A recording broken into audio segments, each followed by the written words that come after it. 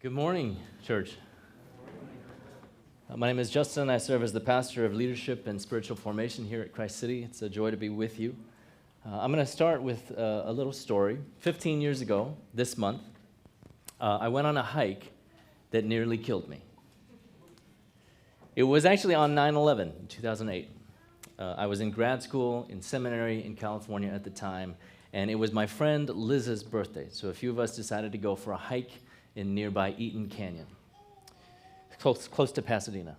The hike itself, it was a fun hike, not too easy, not too challenging. It was about a mile and a half each way.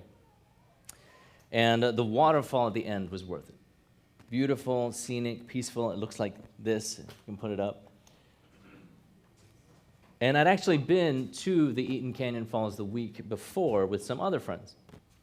So this day, 9/11/2008, we get there, we enjoy the peace and quiet for a few moments, dip our feet in the water. But we didn't linger because I'd been told there was another waterfall. There was a bigger waterfall, a more beautiful one that was just off the trail. We didn't have a map of it, so we didn't know where it was. We were just looking for something that looked like it might lead somewhere. What we found was not quite a climb, but definitely steeper than a hike. So I left my backpack and my phone with my friends. I was just going to scope out the first part of it, just so that everyone knew where we were going. I was motivated. I was going to find this other waterfall for Liz's birthday. It was going to be awesome. And so I started going up. After about 15 or 20 minutes, I was high up enough that I couldn't see my friends anymore, and they couldn't see me. And I still hadn't found the waterfall. I had been told, there's a theme here, that it was about 20 minutes off the trail. I actually couldn't hear any waterfall either, which should have been a sign to me. But after another few minutes, I figured, with still no sight or sound of this promised waterfall, that it was probably time to head back down. Now, again, I had been told, I should check my sources, I had been told that there were two ways to get to this special waterfall. One way was less steep, but it took longer, and the other way was a little bit steeper, but it was quicker. Now, I figured I'd come up the longer route because it had taken a good amount of time and it wasn't that steep, and so maybe I could go down the other way quicker because I didn't want my friends to be worried about me. Now, just so you know, there are times like snowboarding or skiing or mountain biking where you want to be going down a steeper route quicker than you went up. This was not one of those times. As I began to pick my way down, I spotted a cut in the rocks that led all the way back down to the trail we'd been on. I could see the trail. It was 40 or 50 feet down. I would be coming down on the other side of the rock formation that I had gone up on. So my friends were hopefully still over here waiting for me. And at this point, I'd been gone for maybe half an hour. I could surprise them. They'd be looking up, and I'd just come around behind them. That was how things panned out in my head. I hadn't even taken my first step on this path before the rock gave way. And I started sliding down this pretty steep rock face. I jammed my back into the rock to try to slow myself down because I knew that I couldn't use my feet because if I put my feet too hard against the rock, I would propel myself off of the rock face. So I was frantically searching for something to grab hold of, something to stop my descent. And so I spotted a branch that was coming up a couple feet off my route. So I kind of swung around, reached for it, desperate, and I was able to grab hold of it. But the speed at which I was going down meant that the branch kind of shredded my fingertips, and it spun me around and it slammed me into the rock face on my front. Kind of hurt. I saw red on my legs, but I didn't look too closely because I was hanging on for my life, and I was still about 20 feet from the bottom. So at this point, I'm praying hard, okay? Praying in tongues, actually. I was asking for some more time, but for some reason, I wasn't calling for help. I figured my friends were too far away to hear me anyway. Eventually, I managed to shimmy my way to the bottom, still not looking at all the damage. I knew it wasn't good. I did end up surprising my friends. I limped around the mountain, covered in cuts and scrapes and blood after almost 45 minutes out of sight. And that wasn't the end of the adventure, but that's the end where we're going to pause for today. When I think of close calls, that is definitely up there. And all because, you may have caught it, all because I was following something I'd been told. I'd been told about this other waterfall. I'd been told it was only 20 minutes off the trail. I'd been told there were 2 routes up. All because I had been told something that didn't end up being what I thought it would be.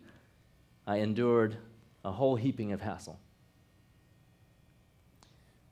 I feel there's similarities with the book of Ecclesiastes, where the teacher, Kohelet in Hebrew, spends much of the book realizing that the things he had been told offer meaning and fulfillment actually didn't. In week 1 of our series, he talked about searching for fulfillment in wisdom and in pleasure, only to conclude that it was all hevel, another Hebrew term meaning literally vapor or smoke and conveying the sense of paradox or meaninglessness or contradiction or absurdity.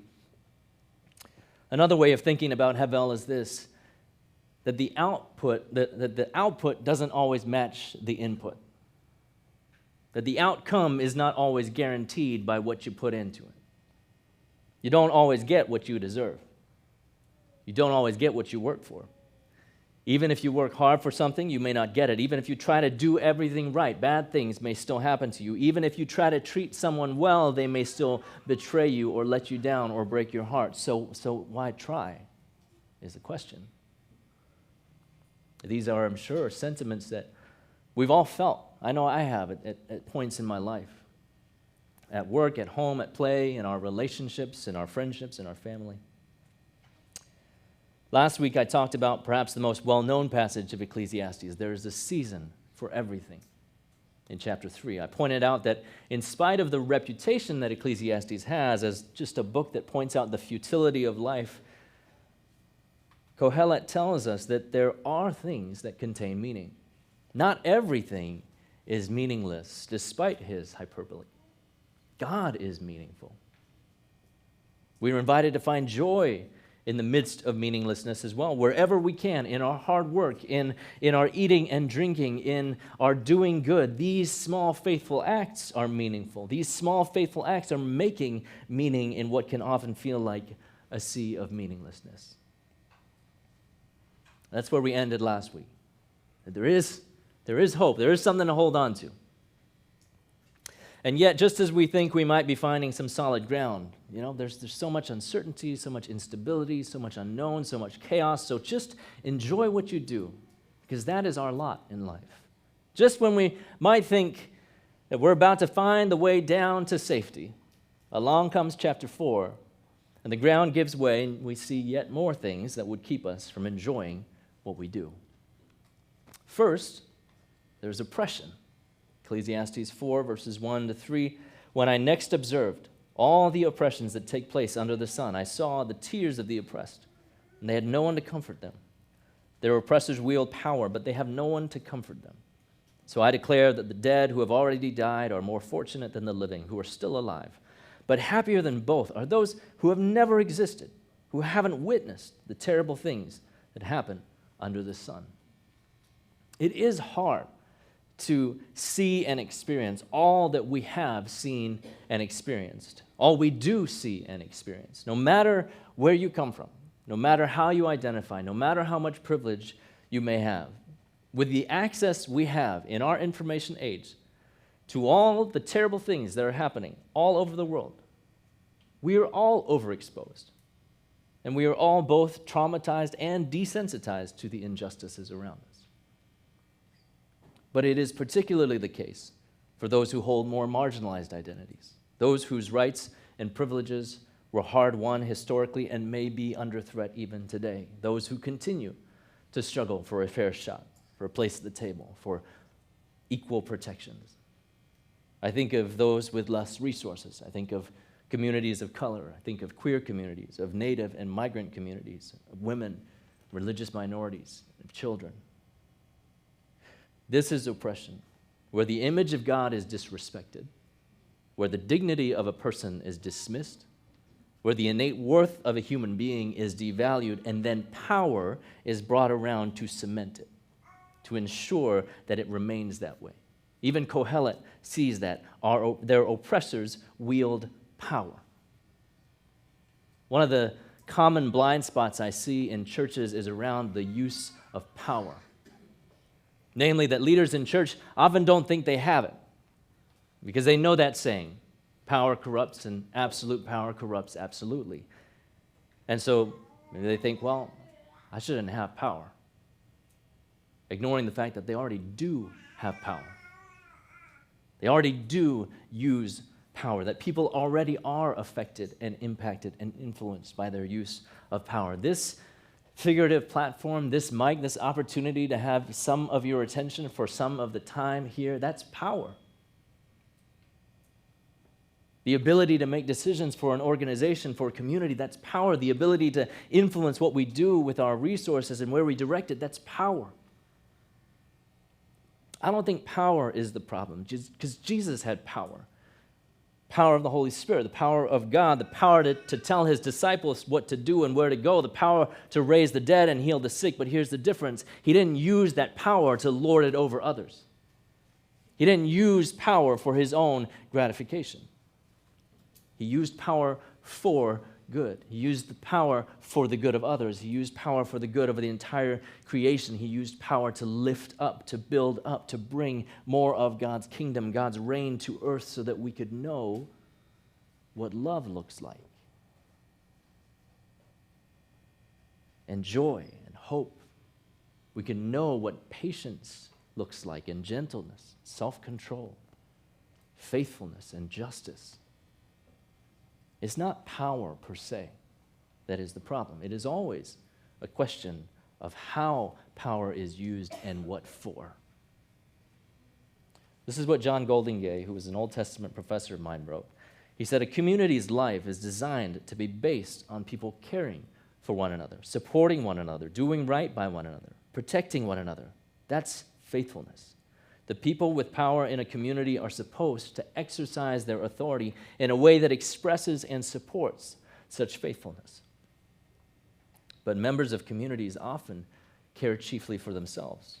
And people in power commonly use their power to encourage the strong to take advantage of the weak rather than protecting them. Authorities and people collude in faithlessness. We don't have to look far to see that.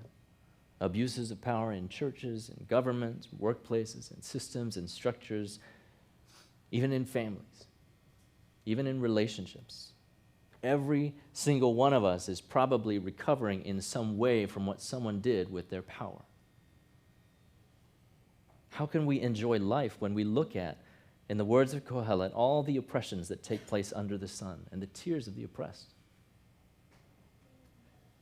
Now, several theologians point out, and you may notice this too, that Kohelet occupies quite a privileged position. He observes the suffering of the oppressed. He's not one of them, and we know that. One who can pursue all wisdom and pleasure would likely not be counted among the oppressed. He doesn't seem to do anything about the oppression he observes. He doesn't advocate for their relief. He doesn't exhort them to band together. He just says it'd be better to not even be alive than to see all of these things. We might say, teacher, you don't know anything. You don't know what it's like. You're just looking. And there's truth to that critique. I don't think Kohelet would deny it. But I do think he speaks as one who has lost faith in institutions, and perhaps even in people, to cause significant systemic change for the better. We live in a similar time. People's faith in institutions to make change is at all-time lows, according to the Gallup Research Organization. Confidence in the church, in the Supreme Court, in public schools, in the medical system, in the criminal justice system, in big business, in big tech, in Congress, only one of those 8 hits 33%. Congress is at 8%, which is to say there isn't a lot of hope for this week, but a need for prayer. It's also helpful to remember that not everyone lives and has lived in a representative social democracy. We take for granted the levers of power and influence available to those of us who live here in the United States. There are places in the world, under authoritarian regimes, for example, where those levers are not and never have been available. And what's left is to be faithful in small ways, to live out an alternative in small ways. What I might say to us in our context is do advocate for justice. Do utilize the rights and privileges that you have to speak up for, to restore, to defend, to give the mic to those who have been deprived of a voice. Where it is in your power to alleviate someone else's suffering or oppression or even your own, do it. Do it. But know that that is not a replacement for you living out a better alternative. Because that is all we may have control over. And so, as Kohelet says, even in the face of oppression, enjoy what you can. Do what is good. Do what is yours to do. But then envy and overwork step in. Ecclesiastes 4, verse 4 says, I also observe that people work hard and become good at what they do only out of mutual envy. This too is pointless, just wind chasing. Why do you do what you do? Why do you work at what you work at? In the last chapter, Kohelet extolled the virtues of work. He said it's a gift of God that we are able to enjoy our work.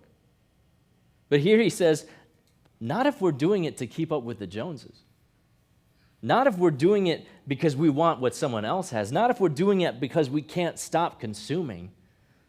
Even becoming good at what you do. If it's because you're envious of someone else, it's absurd. Why are you comparing yourself to someone else? Why do you want what you don't have? There will always be someone to catch up to. There will always be someone who has what you don't have. The rat race never ends. Well, wouldn't it be better not to work at all then? Kohelet's ready for you. Fools fold their hands and eat their own flesh. Eating flesh is a metaphor for destruction. The options, friends, it's not overwork or laziness. You can hold two thoughts in your head at one time.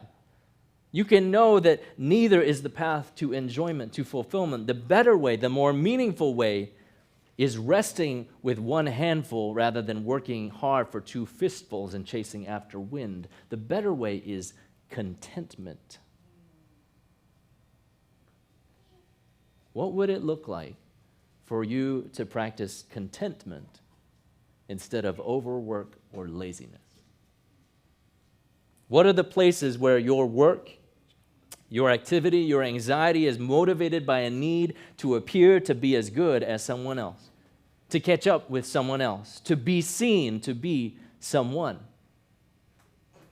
I think anyone who's been on social media knows that temptation. Do I want to put in the hard, unseen, unposted work of building a loving family, or do I just want people to admire my picture of a happy family?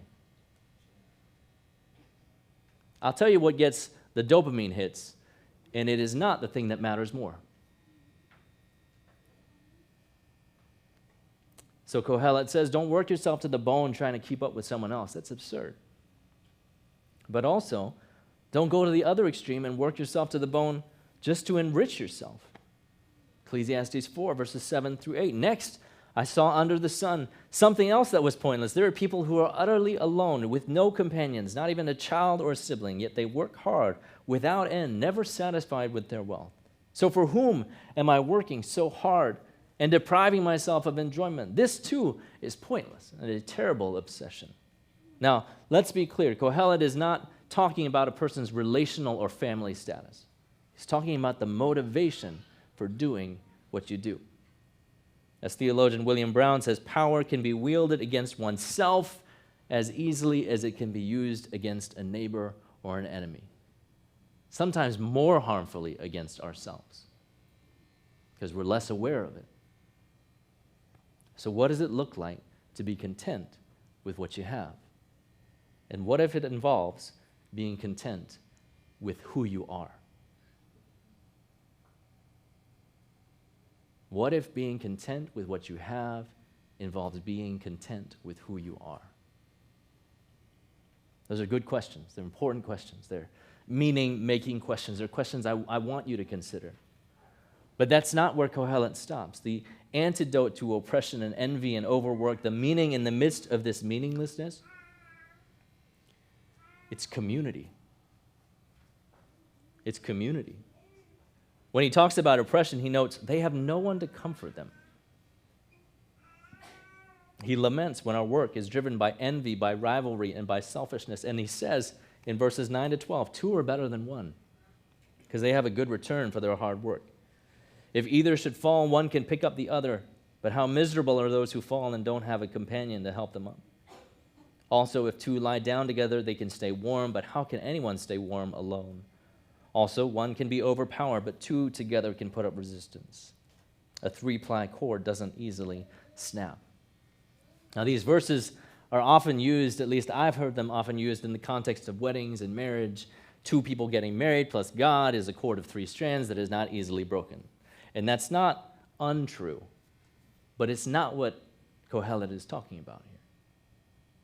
He's talking more foundationally and more practically about how we need community, about how we need others. We hear echoes of God's words in Genesis. It's not good that the human is alone. If one falls, if one is cold, if one faces opposition, maybe if one is lost up a mountain trying to find a mythical waterfall.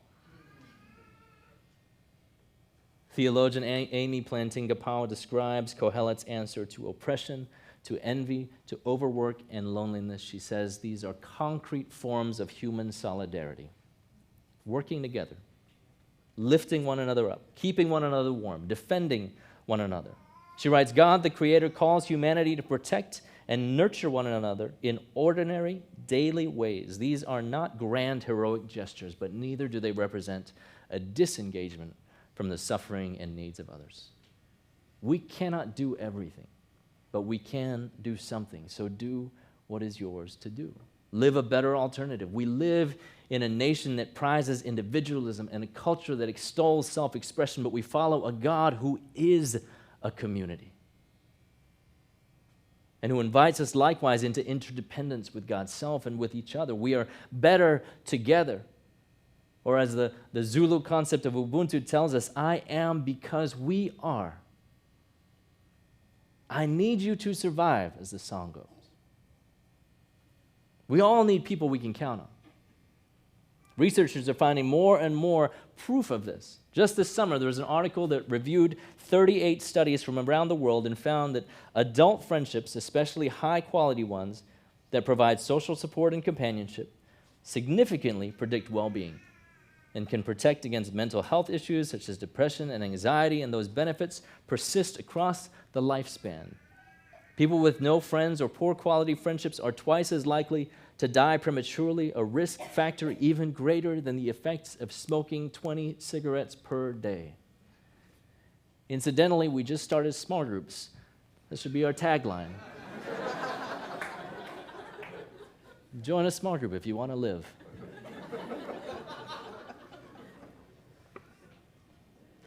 The studies found talking to a supportive friend can lower your blood pressure. Having a friend by your side makes it easier to do things. It literally lowers your heart rate. And I quote, in one study, people even judged a hill to be less steep when they were accompanied by a friend. I think they were talking about going up rather than coming down. We need good friends. Friends make a place home. Friends help us persevere. Friends hold us up in adversity. I would not be where I am today without friends who counseled me, prayed for me, over the various twists and turns in my journey. I would not be who I am today without the friends who taught me things about myself and reminded me who I was in the aftermath of a disappointment or a heartbreak. I would not be what I am today without friends who kept pointing me toward Jesus when my faith was hanging by a thread, or when I didn't know if I could do something difficult. This is what author and pastor Eugene Peterson says: friendship is a much underestimated aspect of spirituality. It is every bit as significant as prayer and fasting. Like the sacramental use of bread and water and bread and wine, friendship takes what's common in human experience and turns it into something holy. It's no wonder that Archbishop Desmond Tutu described our interconnectedness as the essence of being human. It's why community is such a value to us as a church, because we see it valued in Scripture, even here in Ecclesiastes, but also because we see it in God's self, the divine Trinity in relationships of self-giving love with one another. Even Jesus needed good friends. There were the 12, there was Mary Magdalene, Mary and Martha, and he also had his inner circle, Peter and James and John, the ones who got to see and experience what the others didn't, the ones that Jesus relied on. When he went to the Garden of Gethsemane the night he was arrested, he took those three. He wanted them to pray with him and to support him. Now, they let him down, but they were there. He at least had them to call on.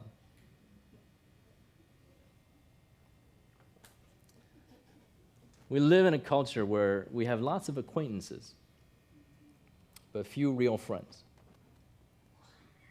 There are lots of people who we know and we see on social media. There are few people with whom we can share the depths of our hearts and real life, or expect them to show up when we're experiencing a crisis in the middle of the night. DC seems to be a fairly easy place to meet people, but a difficult place to build deep friendships. And we all need friends who are neither scared by our sin nor overly impressed by our gifts. And friendships and genuine community can feel harder the more complicated life gets, the more busy life gets, the more stretched and strained and tired we are in the wake of a global pandemic. Community might take a bit more effort than we feel ready for. But Kohelet tells us solidarity in community is meaningful. It is meaning-making. We are not simply isolated individuals choosing to have a personal relationship with Jesus. We are part of one common humanity, whether we like it or not. Our actions impact others for good and for ill. And when we choose to follow Jesus, we become part of a community of faith. We become part of the family of God. We become part of the body of Christ. Jesus says, "For where 2 or 3 are gathered in my name, I'm there with them." God's Spirit is among us now. That's why when we baptize people, we baptize them into community. That's why when we dedicate children, we dedicate them in community. And why the community has something to say, something to commit to. It's why one of our strategic priorities as a church is collaborative justice, working together with others, the Washington Interfaith Network, the Minor PTO, Little Lights, the Rosedale ANC, to see the flourishing of our city. It's why small groups are a central part of what we do and who we are, because we are better together. So now what? What do we do? In the face of loneliness and isolation, I'm sure we all feel various extents, to various degrees. Notwithstanding what I've already said about doing what is yours to do in the face of oppression or of envy or overwork, I would invite you to do what I did not 15 years ago, sliding down that mountain at a faster pace than I intended. Reach out to others. Call for help. Ask for help, because that not only requires admitting to yourself that you might not be able to handle everything on your own, which is okay because you aren't meant to, but it also provides an opportunity for God to provide for you through someone else. So often we're afraid to ask for help because we don't want to impose on someone. We don't want to inconvenience them. Or maybe we're afraid that we'll be let down. But in the words of author C.S. Lewis, the typical expression of opening friendship would be something like, "You too? I thought I was the only one." And I can tell you from my perspective that when someone asks me for help, I consider it an honor and a privilege, not an imposition or an inconvenience. You might ask by going over to the prayer station in a moment when we're done here. You might write a prayer request on your connection card. You could email me or one of the staff or one of the elders. You could go to your small group leader. You could talk to someone just to reach out. Let me say it again. It is not a bother. It is not an inconvenience. It is an honor and a privilege. But also, there's an invitation to reach out, not just to ask for help, but to offer help. Check in with your friends, even if it's been a while. Do not let pandemic awkwardness kill off your connection. Reach out, offer help, be generous. Find ways this week to bless someone, whether they know it was you or not. Go out of your way, inconvenience yourself, sacrifice something to benefit someone else, even if you don't get the credit. And if you're not sure how to help, talk to me or one of the staff or elders. We got plenty of ways. We have a link if you want to help every week or once a month here on a Sunday. But there's so many ways to get connected, so many ways to plug in and be there for somebody. So ask for help and offer help. Both, not either. Because no matter what situation we are in, we can always receive the grace of God and we can always be bearers of the grace of God to others. We always need the grace of God and we always need to pass it on.